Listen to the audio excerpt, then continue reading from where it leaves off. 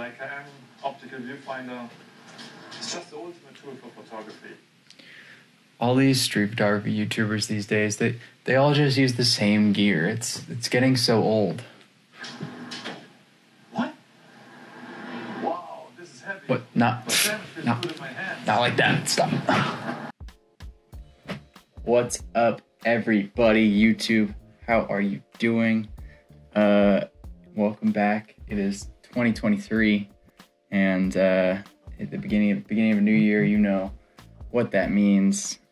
It is once again camera bag season. The first few videos I've seen have started popping up on YouTube. It's always an exciting time of year for me. I love talking about this stuff. Looking back on my video from last year, I have definitely learned a lot as a photographer, and also hopefully as making a video on what's in my camera bag, because to be honest, that video is like my least favorite video I've ever made. But yeah, I guess that's a good starting point since my gear has changed a lot. Last year I was using the Xe4 and the X Pro 2. Loved both of those cameras. And then after a little bit, I just noticed that like my hand was hurting. The X Pro 2 is a good bit heavier than the Xe4 and still doesn't have a great grip. And I think that just the combination of those two things, just over time, it started bugging me. I wanted to switch to something with a little more grip. That is what brought me to the first camera I'll talk about in today's video, which is right here, the Fujifilm XH1.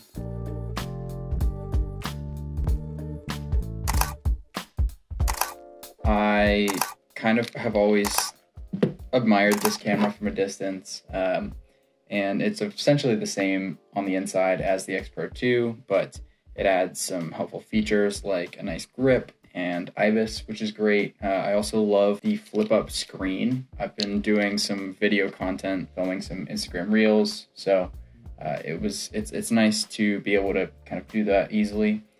It seemed for a very hot second that I had once again found the perfect camera, the one that would end my search. And then the gas bug hit me, and I started feeling like I was missing an optical viewfinder. The X Pro 2 had one. I was really missing one. You know, I started kind of feeling my gaze being shifted towards a similar camera. So you could probably guess from the beginning of this video that is a DSLR. I was really close to buying a Nikon DF, but I realized that I was being an idiot, and I had a full-frame DSLR sitting on my shelf.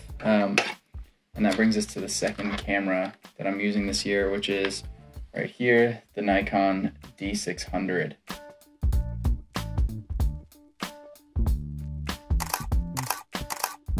I bought this camera back in 2017. It was my first full-frame camera. I got it before I went studying abroad, and I used this camera for 3 or 4 years. And back then, I never used to have gas. Like, I didn't dream about other cameras the way that I have ever since I switched to mirrorless. It kind of made me realize, I think that this idea that there's one perfect camera out there for me is kind of a load of crap.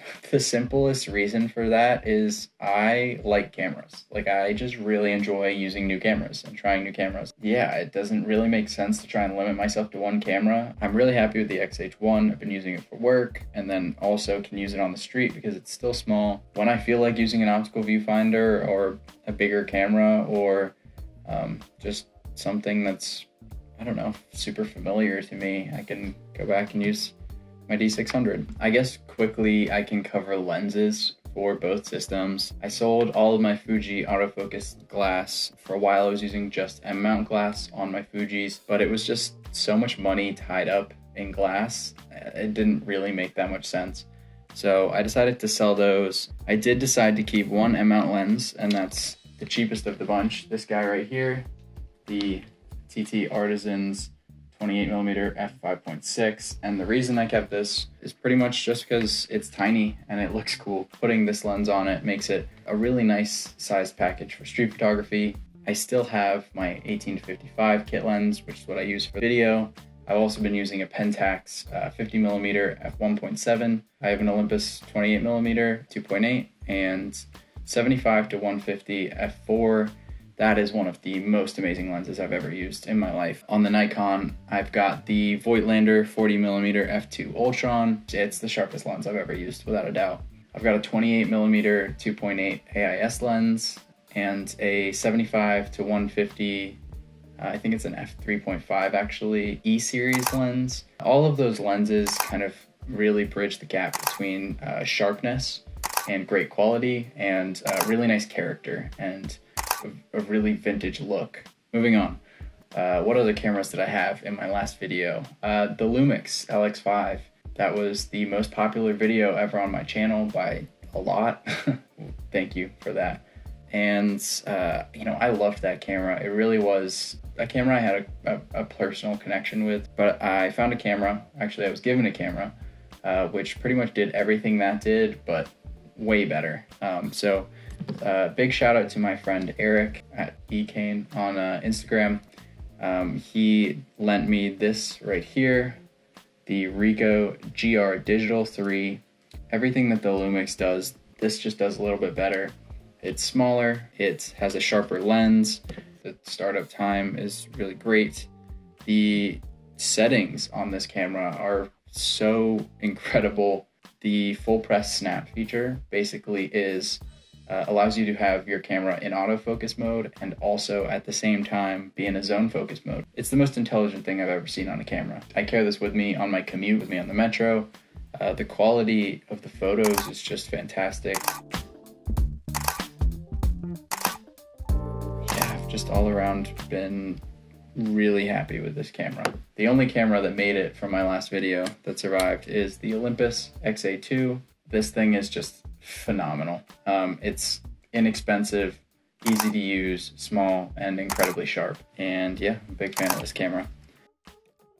The last camera I'm using for 2023, just to wrap this up because this video is already super long. I've been using my phone a lot for filming B-roll for stuff like vlogs. If you look at my last video, that entire thing was filmed on my phone. And you know, I think the convenience factor of using my phone versus the quality, it just makes it a no-brainer trade-off to use that and not carry the Osmo around. But the Osmo has turned out to be the perfect solution for videos like this, talking head videos, where I'm talking to the camera.